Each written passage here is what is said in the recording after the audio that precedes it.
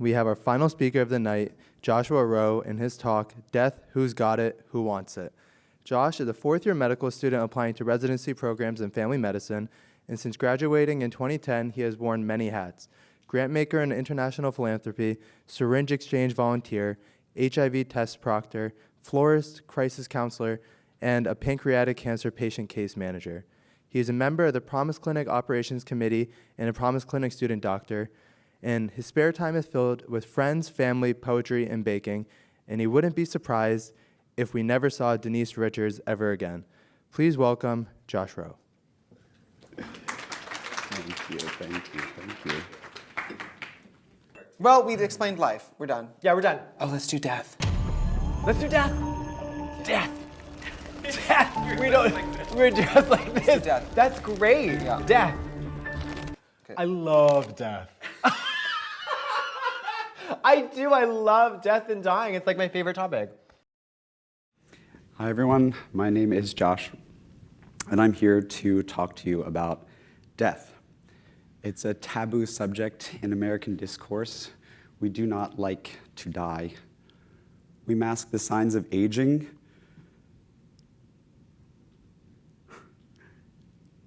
Living forever is in our legends, our science fiction, and quite possibly our science future.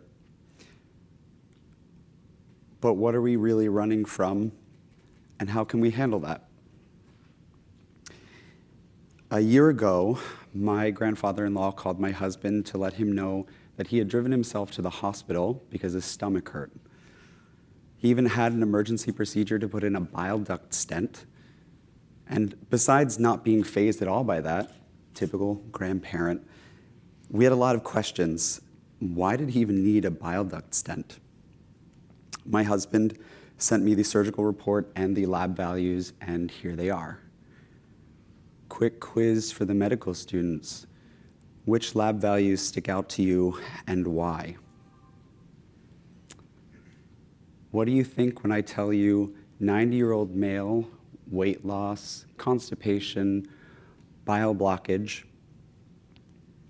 And what does it mean when you see an elevated CA19-9? That's right, pancreatic cancer, with a dismal 5-year survival rate of 11%, median death at 3.5 years. The definitive answer came in April: metastatic pancreatic cancer to the liver and lungs. The decision for Grandpa to go on to hospice was an easy one. He was 90 years old. His wife had died only a few months prior, and he felt he had lived a life long enough to say goodbye.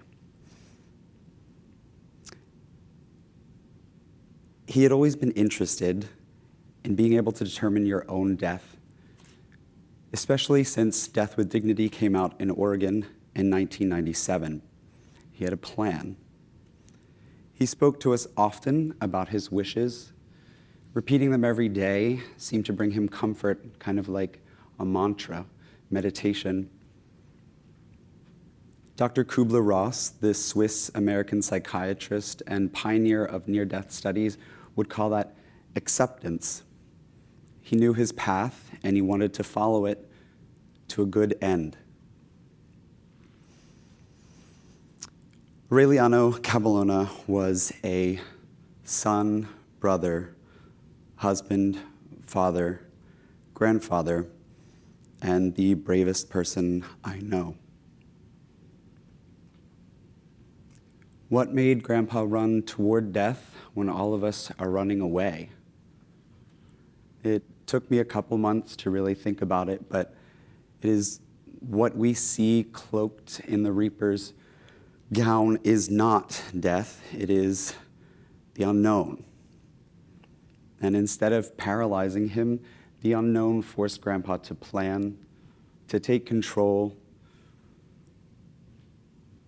He used the End of Life Option Act, which was signed into law in California in 2015. In the last 7 years, it's been used a little over 2,400 times, the majority of whom are using it after being diagnosed with malignant neoplasms, already on hospice or palliative care. To qualify this, there are several criteria. You have to have a terminal illness with death within 6 months. You have to have capacity, and you have to be physically able to take the drug that will end your life. No one can help you. The process includes 2 verbal requests, at least 15 days apart, 1 written request on a form that is signed and witnessed, physician approval and counseling on the process of taking the drug and the consequences, a consulting physician's approval, and a private appointment, which is to make sure that the patient is not under any duress. The End of Life Option Act. So this isn't a tacit endorsement of ELOA. This is just really the story of one man and something you might encounter as physicians if you practice in California or one of 9 other states that have laws like this, with pending legislation in Pennsylvania. So, what do we do? These conversations are difficult, but they're not impossible. Begin the conversations early.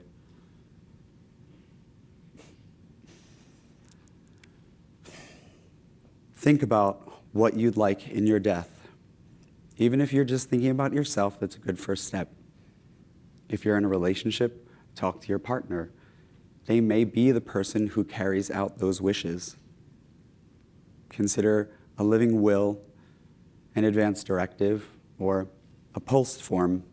A practitioner orders for life-sustaining treatment to legally solidify the wishes you have for your care team. Update these plans often. Make them as unique as you are. Share them with people. And as future physicians, we have the honor and privilege to be guides, impartial guides for people in these plans, but we have to be comfortable with it ourselves. Think about your own plan before you try to help someone else. If you're stuck, I'll give you some prompts. Everyone, close your eyes and take a moment. When you think of your death, what's important to you? Who do you want to be around you? Family, friends? Do you want to be held?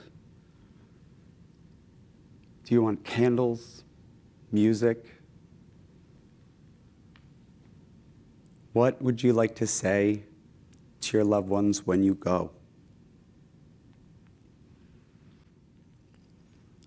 When we ask these questions now, the unknown starts to fade. The more we discuss death, the more we can enjoy life. Thank you.